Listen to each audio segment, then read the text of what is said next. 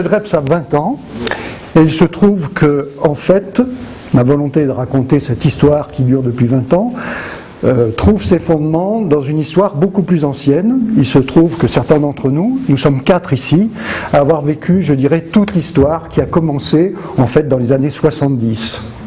Donc, ça nous fait 40 ans, et en fait, il me semble que les 4 survivants, là, ont plus de 40 ans. Donc je vais me lancer là dans un retour en arrière sur ce qui a pu fonder le CEDREPS. C'est-à-dire qu'il y a des antériorités réflexives et de groupe qui expliquent pourquoi en 1993 on fonde un collectif qui aujourd'hui se trouve avoir 20 ans.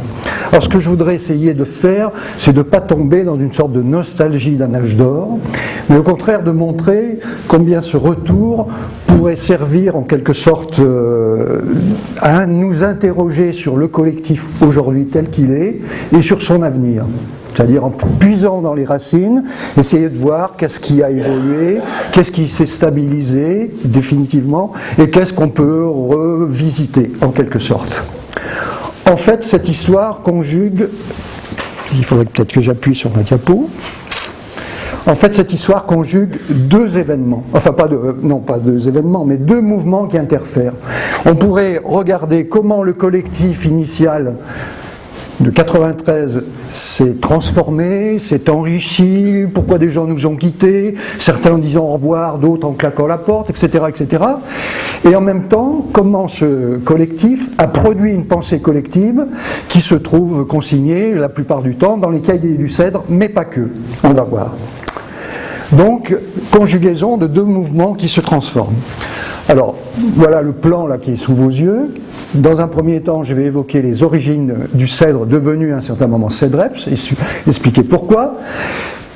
Évoquer un certain nombre de filiations, c'est-à-dire que le Cèdre a pris appui sur toute une pensée qui préexistait chez les membres de ce collectif. Quelques repères sur l'itinéraire de cette réflexion, des éléments fondateurs, pédagogiques et didactiques, et je vais sans doute m'arrêter là, puisque Raymond prendra la suite. Alors je ne sais pas s'il aura le temps de le faire ce matin, mais de toute manière, un petit peu ce matin, et beaucoup demain matin. Voilà. Origine du Cèdre devenu CEDREPS.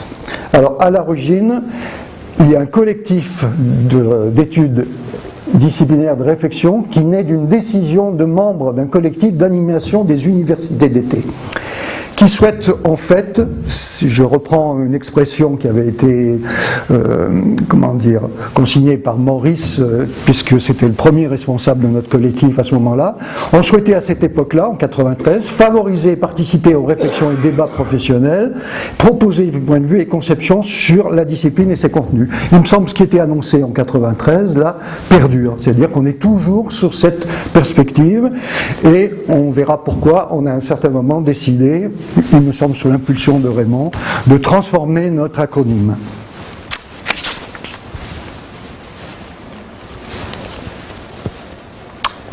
Filiation, ici, et des rappels qui sont nécessaires. Alors, les fondements du Cèdre, on peut les chercher au moins dans ces 4 institutions. Les stages de Sport-Co, 65-66. Vous verrez, ça c'est très très très loin. C'est tellement loin que les 2 ouvrages là qui rendaient compte de ces 2 stages, on a du mal à les trouver aujourd'hui. Je vais me permettre une petite anecdote, et je parle là sous la... avec Maurice va peut-être compléter. Quand j'étais à l'ENSEP en 67, j'ai eu à traiter en 2 heures un sujet qui s'appelait « La technique n'est pas secondaire, elle est seconde ». C'est Lacou qui a signé cet article. Donc cette réflexion sur l'EPS, sur les Sport-Co, elle a démarré à ce moment-là, il me semble, 65. Puis ensuite, certains d'entre nous, les 4 survivants dont je parle là, se sont retrouvés au stage Maurice Baquet. Alors pour certains, moi je sais que j'ai retrouvé Raymond en 71, et on verra qu'il y a dans les stages Maurice Baquet des éléments dont nous sommes encore imprégnés, certains d'entre nous, qui font référence. Puis ensuite, Denis Abonen l'a rappelé, les rencontres de Montpellier, Et je reviendrai un tout petit peu sur ce qu'étaient à cette époque-là les rencontres de Montpellier, 79-83, et ensuite le processus des universités d'été, Montpellier, Dijon, Grenoble, Marseille. Pendant 10 ans, il y a eu un dispositif de formation continue des enseignants très très formateur et riche et très bien fréquenté, et c'est à la disparition de ces universités d'été que s'est créé le collectif. Alors filiation, cette fois-ci un tout petit peu théorique. Pourquoi cette référence au stage de sport-co ? Eh bien, dans les stages de sport-co et dans le compte-rendu qui en est fait dans un ouvrage qui est paru en 84 de la EPS Sport-co en milieu scolaire, on y fait référence et on nous dit, alors les stages de sport-co de 65-66 sont à l'origine d'un vaste mouvement qui vise aujourd'hui encore à concevoir et mettre en œuvre des pratiques originales des APS en milieu scolaire à partir d'une référence aux pratiques sociales de celles-ci. Si on considère tous ensemble cette affirmation, il me semble qu'on est complètement en accord complet avec cette formulation qui date de 65 et qui est rappelée en 84. Cette affirmation est reprise en quelque sorte par les stages de Montpellier qui sont en fait des stages où se rassemblent des innovations de praticiens, militants, réflexifs, animés par des experts des APSA. Alors je m'arrête un tout petit instant sur experts des APSA. Il se trouve que ce qu'on appelait nous les stages de sport-co étaient animés par la plupart du temps des formateurs en CREPS, UFR, ça s'appelait comment à l'époque, je ne sais plus. Bon, enfin peu importe, qui avaient en même temps une forte responsabilité ou expérience dans le domaine d'une spécialité sportive. Qui en handball, qui en rugby, je ne vais pas citer tous les noms, mais peut-être les connaissez-vous, en basket, c'est-à-dire en athlétisme, c'est-à-dire tous ces experts se rassemblaient, mais étaient animés par la formulation qui précède. C'est-à-dire qu'on avait un collectif là formé de personnes, voire certains de personnalités, qui avaient des caractéristiques particulières. Un très fort investissement et une expérience de praticien de niveau national, et un très fort investissement dans la spécialité à laquelle ils se référaient. C'est une caractéristique particulière. Deuxième filiation, les travaux du département de didactique des disciplines, groupe EPS, Méran-Marcenac, puis à un moment Raymond Delem, créé en 83. Donc à ce niveau-là, des chercheurs, des associés et des équipes de terrain associées à ces chercheurs, qui là produisent une réflexion dont le CEDRE, le collectif du CEDRE, va s'inspirer. Ensuite, évidemment, tout au long de, on va dire, la période phase de la FPC, des experts d'APSA engagés dans la formation professionnelle. Une référence particulière qui est encore vivante pour nous, Robert Méran. Alors Robert Méran, il se trouve qu'il était dans tous ces collectifs, c'est-à-dire qu'on l'a trouvé au Sage Maurice Baquet, mais on l'a trouvé aux rencontres de Montpellier, on l'a trouvé ensuite dans les universités d'été, jusqu'au moment où il arrête. Il y a donc une filiation théorique. Et ce qui est intéressant, c'est que cette référence, elle se fait dans un secteur particulier. Je cite là Amadesco Chantal, là, Robert Méran, la créativité partagée, qui nous dit que Robert Méran questionne et renouvelle la problématique des contenus. Et il positionne très particulièrement le statut de l'expert en activité, on va dire aujourd'hui dans la spécialité. C'est-à-dire que l'intérêt de cette problématique, c'est que le statut de l'expert nous propose en quelque sorte une modélisation de l'activité issue de ses propres d'analyse épistémologique et technologique. Donc il met à la disposition des enseignants, des didacticiens, un corps de savoir de référence qui leur permettent à ces didacticiens et à ces enseignants d'analyser l'activité de l'élève en train de faire. Par contre, il n'a pas du tout la prétention, dès le départ, à dire comment faire. C'est l'enseignant qui est à même de concevoir les dispositifs, la leçon, etc. Donc il ne doit pas y avoir de confusion, et pour moi, j'insiste un tout petit peu, parce que c'est un objet peut-être de débat dans le collectif aujourd'hui, la nécessité de cette expertise et son statut particulier. Pas d'ambiguïté sur ce problème-là.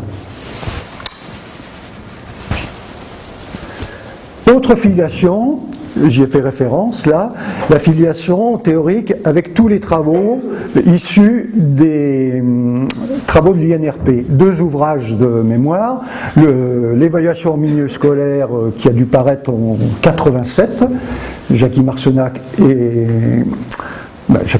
l'évaluation en collège, et EPS quel enseignement, qui est une parution qui date de 91. Alors, tous les candidats à la grecque de cette période-là connaissent parfaitement ces ouvrages, mais il se trouve qu'au sein du collectif des universités d'été, puis ensuite du CEDRE, c'était en quelque sorte un ouvrage de référence. Et notre réflexion actuelle sur les contenus, que sont les contenus d'enseignement, pour une part, s'inspire assez fortement de ce travail-là.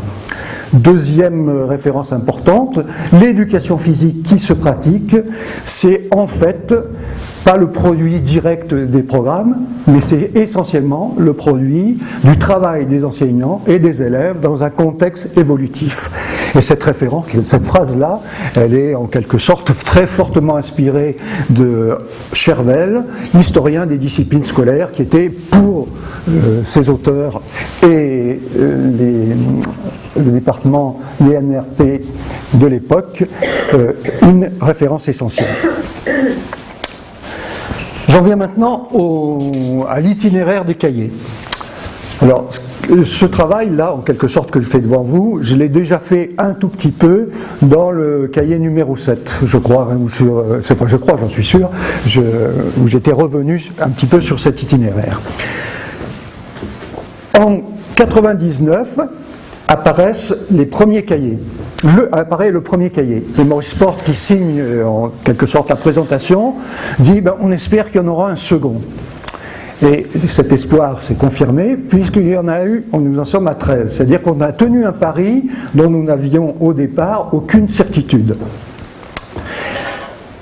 Première phase de cet itinéraire, il me semble que je suis allé un peu trop vite. Est-ce que j'ai... Ne clique pas trop parce que... Je clique pas trop. Trop vite.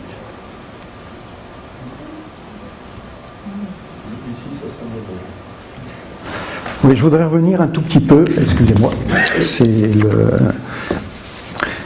j'ai pas été très explicite sur le processus des universités d'été qui a duré 10 ans et dont la disparition est à l'origine du CEDRE en 93. Donc je me permets de faire un petit retour en arrière parce que alors, les universités d'été ont été une proposition du gouvernement Savary.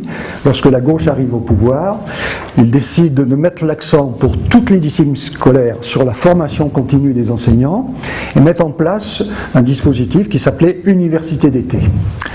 Ce dispositif était intéressant parce qu'on pouvait rassembler, alors durant l'été, une centaine de personnes dans chaque discipline, enfin une centaine, je n'ai pas vérifié, mais pour le PS j'ai vérifié, donc plus d'une centaine de personnes, en quelque sorte un dispositif qui était financé par l'éducation nationale, et donc on trouvait là quelque chose qui remplaçait, qui était dans la continuité de ce qu'on faisait, on va dire d'une manière bénévole, sous l'égide des rencontres de la EPS, et le collectif qui encadrait les stages de Montpellier, les rencontres de Montpellier devenues rencontres de l'EPS, a dit mais on va profiter de ce dispositif-là pour poursuivre notre réflexion, pour poursuivre notre action, en trouvant là un financement national. Alors la contrainte, c'était il fallait que l'équipe pédagogique définisse un projet, élabore un projet en accord avec une université d'accueil. D'où Montpellier, Dijon, Grenoble, Marseille, c'est-à-dire un accord pédagogique en quelque sorte avec une université et l'équipe pédagogique qui encadrait jusqu'à maintenant les rencontres de l'EPS et les rencontres de Montpellier.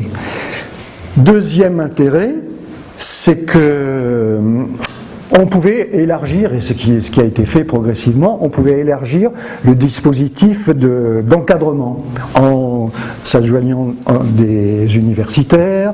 Il y a eu donc une transformation assez importante du collectif d'animation.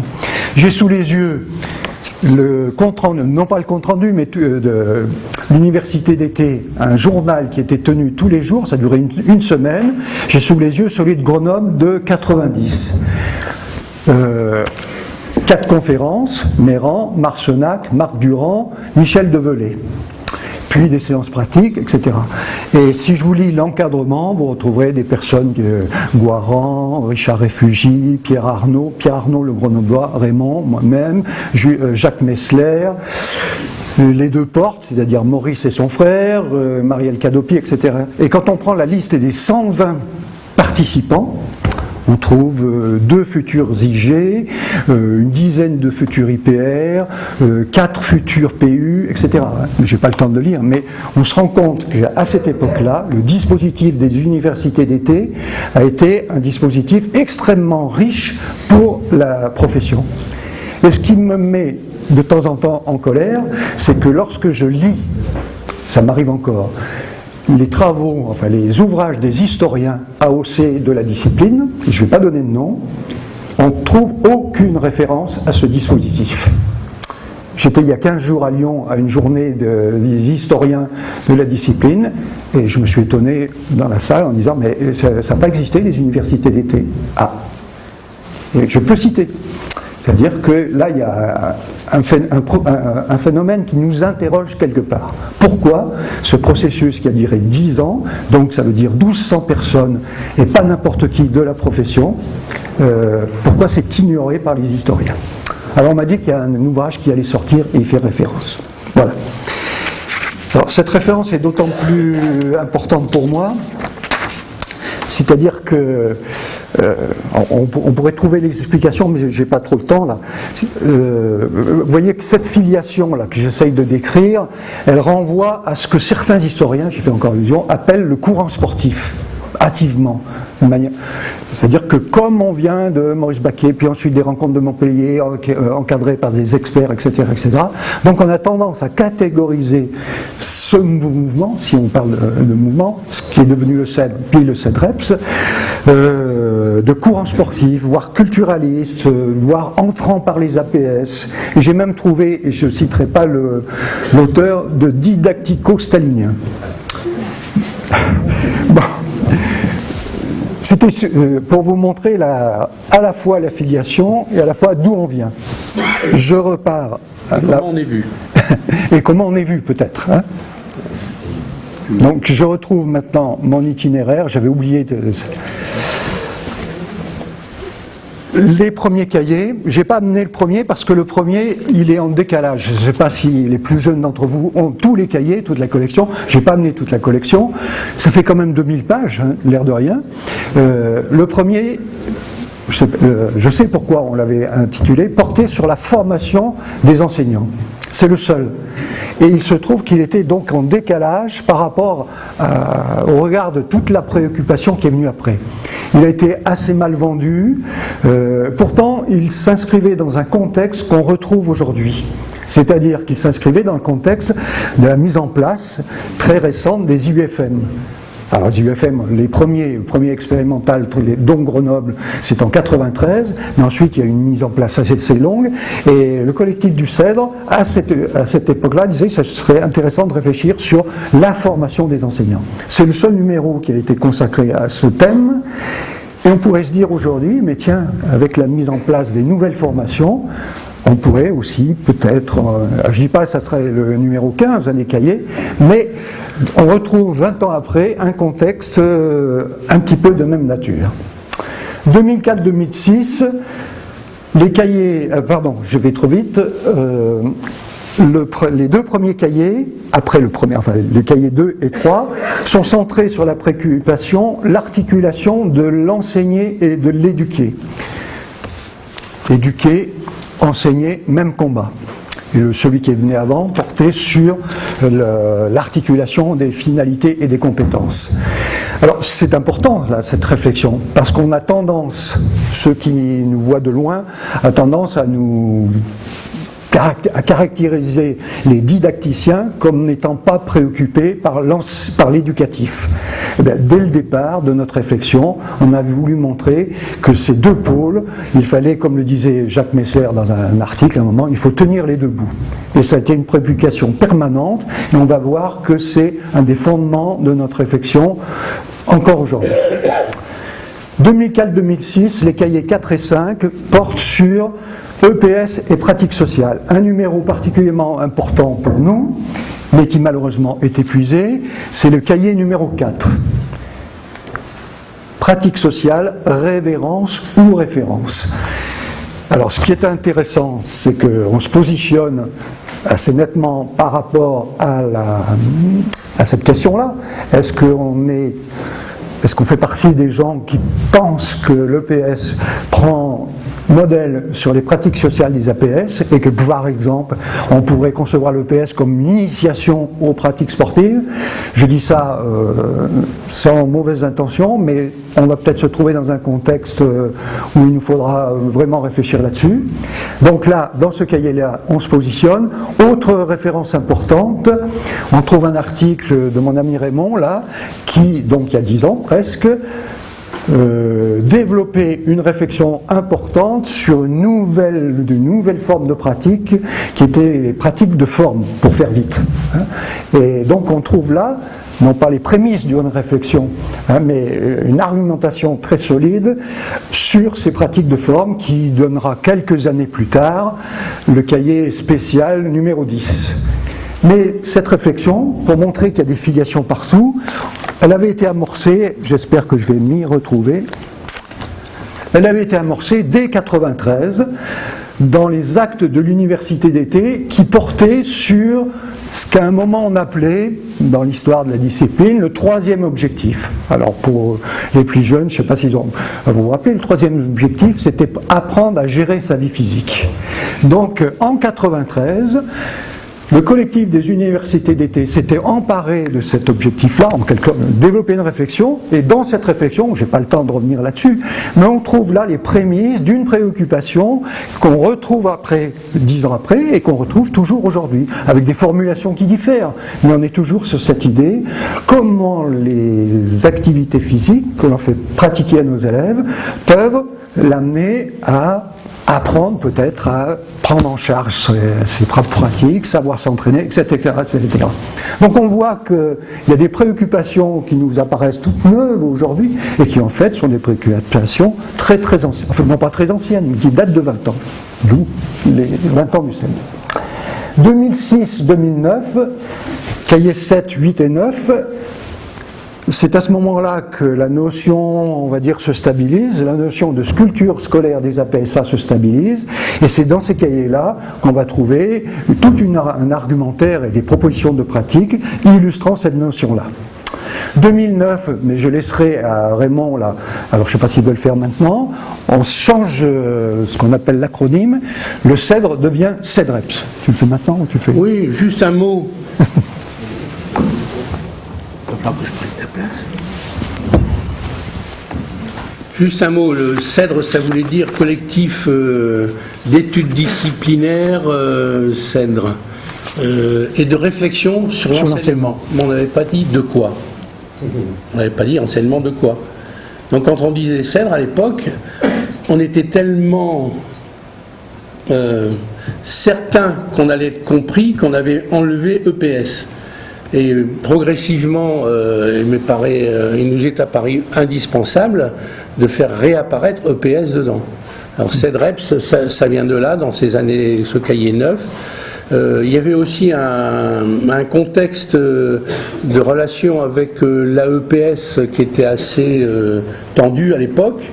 Et on s'est dit, si on dit qu'on est CEDRE, AEPS, on comprend qu'on est éducation physique.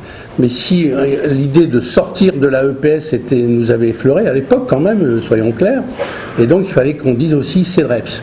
D'où un article qui s'appelait Notes sensibles sur un thème majeur. Sur un thème majeur, ce qui est un petit clin d'œil à la musique. Voilà. Je te remets la bête. En 2010, je n'ai pas amené, mais j'imagine que vous avez ce numéro qui s'est fort bien, qui a eu un gros succès. Le CEDRE, DREPS, prend comme objet de réflexion un thème particulier, le savoir s'entraîner.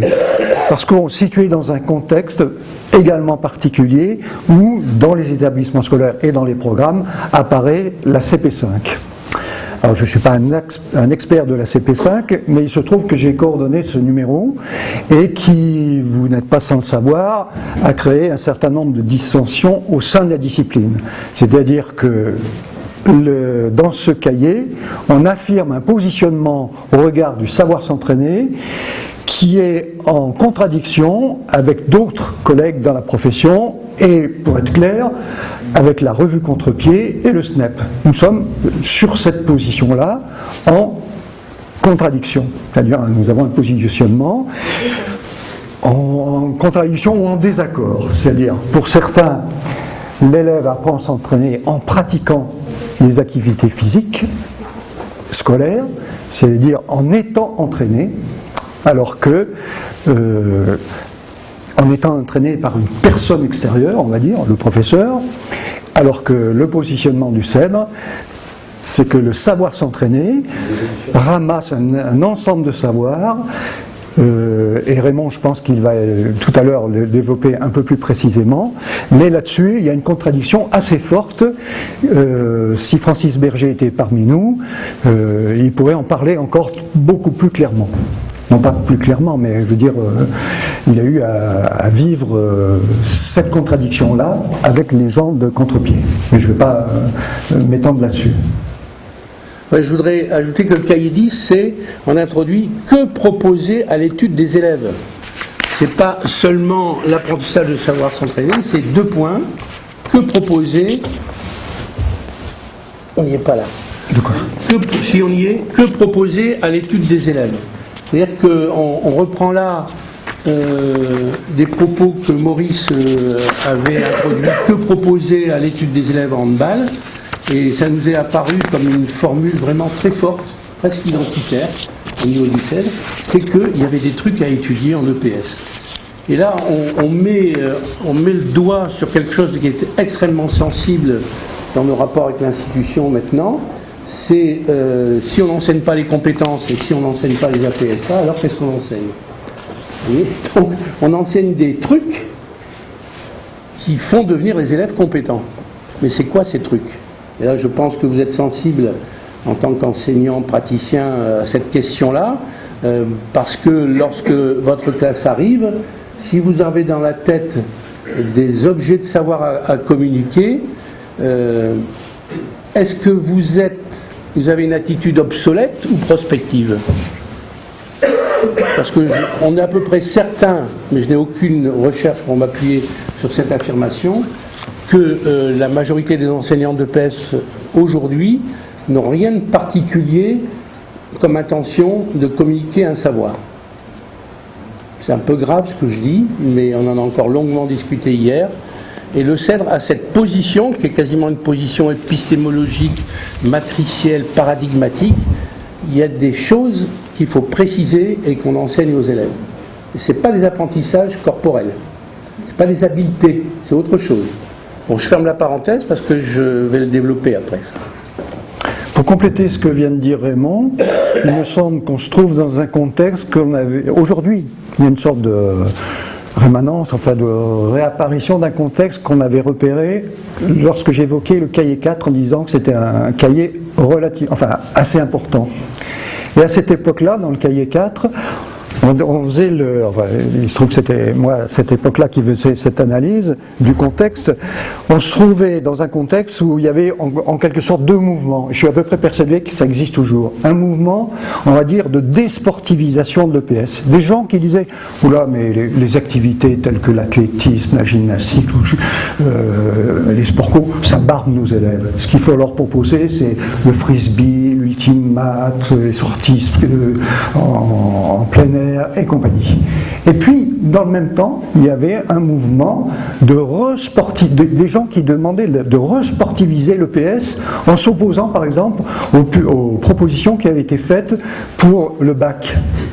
Lorsqu'à l'époque, Alain Solaire propose le pentabond, la fédération d'athlétisme monte au créneau en disant mais c'est n'importe quoi. Tout ce qui est proposé, par exemple, les collègues qui proposent le relais, je ne retrouve pas le nom, mais je crois que je l'ai noté. Bon, enfin, peu importe. C'est-à-dire qu'on voyait dans le même temps des gens qui disaient il faut sortir le PS du sport, et d'autres, au contraire, il y a des propositions aujourd'hui qui sont aberrantes par rapport aux pratiques sociales. Et si aujourd'hui on se retrouvait dans la même situation, le CEDREP se positionne très particulièrement en disant mais non, en EPS, il y a des objets d'études, il y a des savoirs propres à la discipline et on doit prendre en ceci, nous ne sommes pas l'EPS n'est pas un lieu de pratique et simplement de pratique. Donc c'est un complément à ce que vient de dire Raymond. Je vais maintenant évoquer très très rapidement le premier point. Les options didactiques et pédagogiques de fond. J'ai fini mon temps ? Non, c'est bon. Alors la première, j'y avais fait un tout petit peu allusion, et je pense que pendant les 20 ans de production, on est resté sur cette affirmation, une conception intégrative de l'articulation objectif disciplinaire, finalité scolaire. Comment permettre l'acquisition ? Cette phrase qui est en italique, vous la trouvez dans le premier article de la revue EPS. Alors je pense l'avoir noté quelque part, mais il me semble que c'est en 98, enfin peu importe.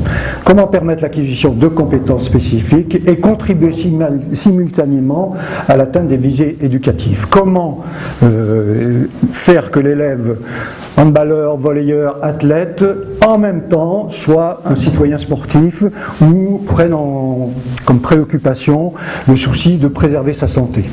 Alors c'est pas au hasard que je cite ces deux grandes finalités, c'est parce que j'ai à peu près la conviction que s'il y a deux finalités dans lesquelles on peut à peu près faire la preuve qu'on est utile, c'est la finalité santé et peut-être la finalité citoyenneté sportive. Pourquoi je dis peut-être ? Parce que, ça me revient en mémoire, là, quand j'étais président de la EPS de Grenoble, on avait fait une journée sur citoyenneté. Rappelez-vous, dans les années 98, c'était un thème fort. Hein. Et on a fait venir la directrice de l'INRP, Hélène Remian, et un prof, un universitaire d'histoire, qui m'a dit « Mais l'EPS, vraiment, pourquoi vous prenez ce thème-là ?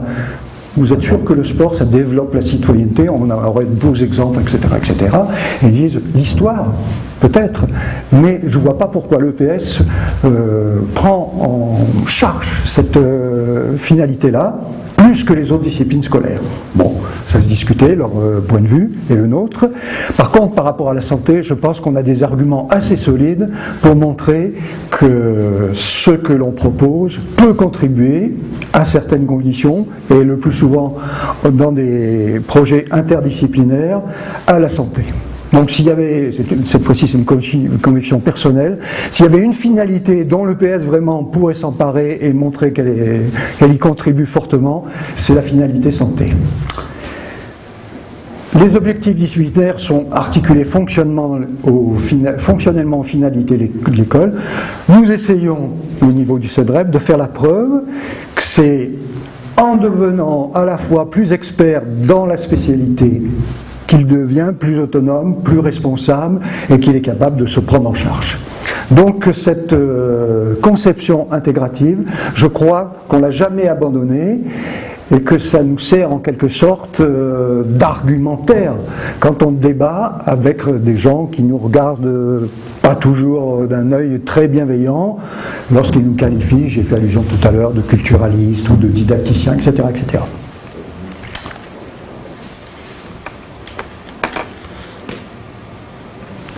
Deuxième idée forte, c'est peut-être là que je vais passer la parole à Raymond, les pratiques sociales des APSA sont des créations humaines, dynamiques, jamais enracinées dans une histoire. C'est-à-dire qu'on a une conception anthropologique en quelque sorte, un regard anthropologique sur comment se développe une pratique sociale, et on lutte de cette manière-là, il me semble, avec cette conception-là, contre tout ce qui relève de ce qu'on appelait le technicisme, c'est-à-dire la stabilisation à un moment d'une forme de pratique particulière et qu'il serait convenable d'enseigner. Je vais vous donner un tout petit exemple. J'ai vécu très longtemps dans le milieu du volleyball et je me souviens de stages de formation d'entraîneurs où Nicolas Sautir, qui était le DTN de l'époque, qu'on avait été chercher ailleurs, là, nous a enseigné la manchette en précisant bien que les bras devaient être positionnés au milieu, là, entre les deux jambes écartées, etc., etc. Bon, on a pris ça comme du bon pain, et puis on s'est aperçu que une manchette, là, ça se fait aussi à l'extérieur, mais à l'époque, c'était pas enseigné parce qu'il y avait un positionnement d'une technique particulière qui était considérée comme stable. Bon, on pourrait prendre un tas d'exemples dans toutes les spécialités sportives de cette concentration sur certaines techniques qui sont enseignées considérées comme définitives. Deuxième idée forte, les pratiques sollicitent une activité adaptative singulière, sollicitant les ressources, et comme cette phrase appartient à Raymond, je lui laisse le soin de la développer. Oula! Non, pas la développer, mais d'y faire allusion. Bien, si vous voulez, et je pense que je reviens un peu à la question, est-ce que ce sont des questions d'actualité? Parce que moi, ce qui me préoccupe un petit peu, c'est est-ce que le CEDRE, DREPS maintenant, est une survivance? Vous voyez, des gens qui ont vécu quelque chose, et puis ils s'accrochent en disant on va continuer, c'est important. Alors ce qui a été créé dans le passé, dans un contexte historique qu'on peut repérer, est-ce que c'est encore lieu d'être maintenant? Autrement dit, est-ce que si j'ouvre la porte maintenant et que je vous dis bon, je mets en cause l'existence du ça, on ne sert à rien, on arrête tout de suite? Vous voyez? Alors la question c'est, est-ce que dans ce qui est proposé par le CEDRE aujourd'hui, il y a des choses prometteuses, même si le contexte n'est plus le même? Est-ce que le CEDRE est un organisme prometteur de ce point de vue-là, ou est-ce que c'est juste quelque chose qui va continuer un peu et puis qui finira par s'arrêter? Donc, alors je dis ça pourquoi? Parce qu'une question comme celle de est-ce qu'on enseigne les APSA qui seraient des œuvres, donc les APSA considérées comme des œuvres sont le contenu d'enseignement, ou est-ce qu'on enseigne autre chose? Je reviens encore une fois là-dessus. Alors si on n'enseigne pas les APSA, qu'est-ce qu'on enseigne des APSA? Qu'est-ce qu'on prend, qu'est-ce qu'on jette, qu'est-ce qu'on garde, et surtout pourquoi? Et puis à cette question-là, on ne va pas demander à un chercheur en biologie de nous donner la réponse. On ne va pas demander à un historien de nous donner de la réponse. Les seuls qui peuvent apporter des réponses, c'est les organisations professionnelles comme la nôtre, la EPS, les groupes, etc. C'est la construction des enseignants qui donne la réponse. Et à ce moment-là, on arrive, notre réflexion nous arrivait à ce niveau-là de réflexion. On dit, il y a une activité singulière, adaptative. Quand on joue au basket, eh bien, il y a des comportements, des conduites, des intentions qui sont spécifiques du basket, qui ne sont pas celles du volley. Mais comme on est dans un sport collectif, il y a des éléments de cette activité adaptative qui sont quand même, qui relèvent de l'ensemble des sports co. Donc on fait une sorte de rupture avec un regard formel sur une APSA. On ne joue au foot que quand on est 11, quand on a distribué les rôles, quand il y a le gardien, on a les maillots, il y a l'espace, il y a le temps, il y a le... Et on joue au foot quand on a une certaine activité adaptative qui consiste à orienter le ballon dans un sens pour qu'à un moment donné, il y ait pas porteur de balle, mais un futur frappeur qui soit en position favorable de tir. Et ça, ça n'est plus ni de la technique formelle, ni de la définition d'activité, ni de rien. On essaye de caractériser l'activité adaptative. Et ça, par exemple, si vous êtes lanceur de javelot, c'est quoi votre activité adaptative de lanceur de javelot? Bon, c'est de projeter un engin, alors on peut parler de symbolisme et tout ça, mais le principal, c'est que vous devez mettre en relation votre organisation corporelle et posturale avec une trajectoire. Bon, j'ai beaucoup écrit là-dessus, et en fait, ça n'est pas enseigné, ça. C'est pourtant cette activité adaptative de mise en relation d'un soi projetant avec un objet projeté qui va faire qu'il y ait des contenus spécifiques du javelot qui vont être enseignés. Donc là, il y a une sorte de position épistémologique, j'y reviendrai demain, sur le fait de dire la culture n'est pas dans la description formelle de ce qu'il y a à faire ou même des règles, elle est dans l'activité singulière qui est définie par qui, comment on la fabrique, eh bien elle est modélisée. Qui modélise? Les gens qui ont la capacité d'être à la fois experts de la PSA et experts de l'enseignement.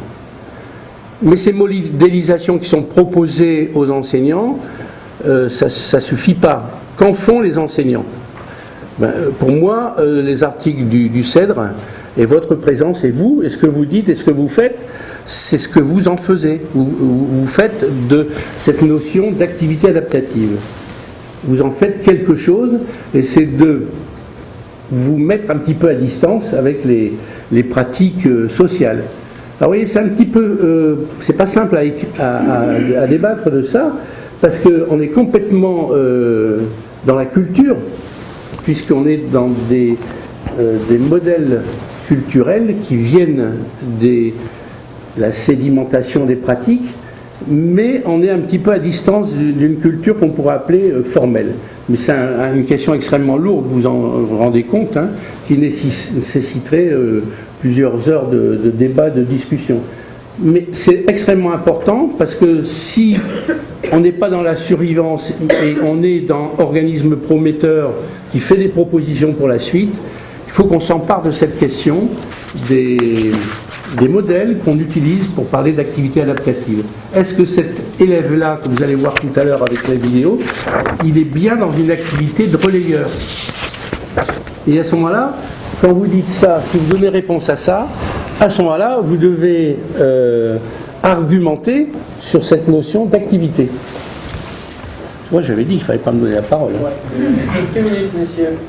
2, 3 minutes. Ça tombe bien parce que j'en suis à diapo 13 et j'avais prévu de m'arrêter à cette diapo-là. Alors, non pas pour compléter, mais pour rebondir sur ce que vient de dire Raymond, il y a, il me semble, 3 options essentielles là, qui apparaissent et qui sont toujours, on va dire, une référence pour nous. Les pratiques scolaires incorporent comment se vit la PSA, tranche de vie. Cette expression appartient au départ à Maurice Porte. Comment faire vivre une tranche de vie de handballeur, mais on l'a généralisé. Comment faire vivre une tranche de vie de danseur, d'athlète, de basketteur, etc. Et qu'on se donne pour ce faire l'autorisation de s'éloigner des formes de pratiques sociales. J'ai évoqué tout à l'heure, enfin il y a un instant, le pentabon. L'argumentation forte d'Alain Solaire à l'époque, c'était de montrer que en faisant faire du pentabon à des élèves, il développait une activité authentique de triple sauteur. Et il a argumenté ceci devant la fédération. Et il peut se le permettre parce que lui-même est un athlète triple sauteur. Donc dans la même personne, on a à la fois le didacticien et l'expert de la PSA. Mais on pourrait évoquer le passeur-bloqueur de Jacques Messler, qui, quand il est arrivé sur le marché, là, moi, m'a fait beaucoup réfléchir. Mais j'ai beaucoup discuté avec Jacques, là, pour vérifier, non pas vérifier, mais pour mesurer l'authenticité et l'intérêt de ce type de pratique. Et heureusement, il se trouve qu'au Québec, il y a une pratique sociale qui utilise effectivement ce type d'activité. On pourrait, je pourrais me citer en me parlant de la situation des 35 ballons que j'avais proposé. On pourrait citer la chenille de Jean-Luc Ubaldi, etc., etc. C'est-à-dire que dans toutes les productions du CEDREPS, on trouve des formes de pratiques qui s'autorisent, formes de pratiques solaires, qui s'autorisent à prendre de fortes distances avec les pratiques sociales. Et on postule que de ce faisant, on développe une culture scolaire spécifique des pratiques. Je ne commenterai pas la dernière citation, la dernière phrase, puisque Raymond va prendre demain matin la parole là-dessus. Je voudrais simplement évoquer, enfin parce que je ne l'ai pas fait beaucoup, comment le collectif du Cèdre créé en 1993, en gros une dizaine de personnes, d'un profil à peu près identique, s'est progressivement transformé, enrichi, augmenté, pour aujourd'hui se retrouver à une soixantaine de personnes avec des profils très très différents. C'est-à-dire au sein du SREN se trouvent des universitaires, se trouvent des IPR, se trouvent des formateurs, se trouvent des enseignements, je ne vais pas dire de base, mais des enseignements pratiquants en collège et lycée, c'est-à-dire un rassemblement qui nous paraissait indispensable si on veut prolonger à la fois notre réflexion et nos productions. C'est-à-dire le mouvement que j'évoquais en introduction, ce double mouvement à la fois d'un collectif qui se transforme et d'une pensée collective qui évolue, c'est grâce à ce développement décidé à un certain moment, là il y a maintenant 4 ans, on décide que le Cèdre se restructure avec un groupe de pilotage national, des groupes de régions, dont on aurait souhaité qu'il y en ait un vraiment par région, mais là c'est une utopie pour l'instant, mais pourquoi pas, et qui à ce moment-là permet de produire une réflexion collective. Voilà, alors j'espère que je n'ai pas été trop... J'ai du mal à me reconcentrer, mais comme on dit, je vous remercie de votre attention.